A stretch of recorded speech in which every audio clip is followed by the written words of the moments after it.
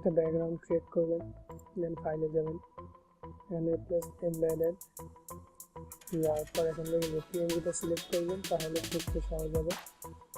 দেন ব্যাকগ্রাউন্ডটা নিয়ে নেবেন, নেওয়ার পর রিফ্রেশটা করবেন, দেন এখান থেকে টাইপ চলে যাবেন, ফন্টটা দেবেন,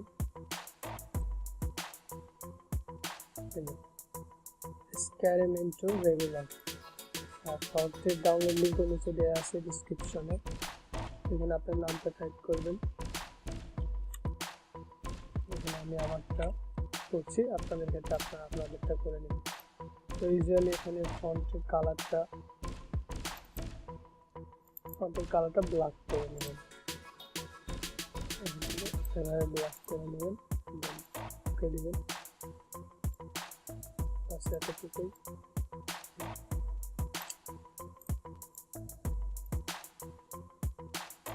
এখানে আপনার ব্যাকগ্রাউন্ডটাকে এটাকে বড় ছোট আপনাদের ইচ্ছা মতো করতে পারবেন, কোনো প্রবলেম নেই।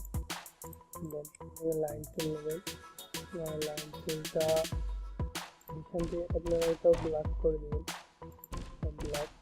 ব্ল্যাক করে দিয়ে এটাকে একটু বাড়াই দেবেন হালকা, লাইক এখানে 3 নেব। তারপর এখান থেকে লাইনটা ক্রিয়েট করুন, আচ্ছা ফটোগ্রাফি।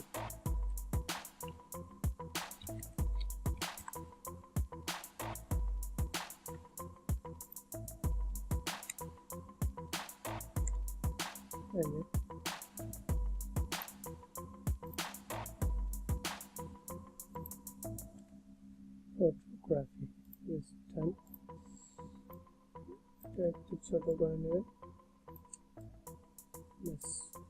কমপ্লিট।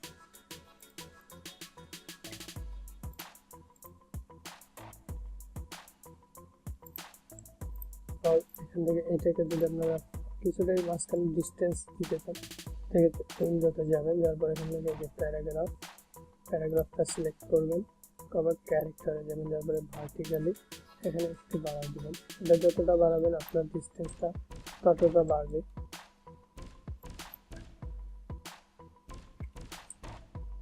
দেখুন আমার এখানে লেখার মাঝে ডিস্টেন্সগুলো বেড়ে গেছে। সো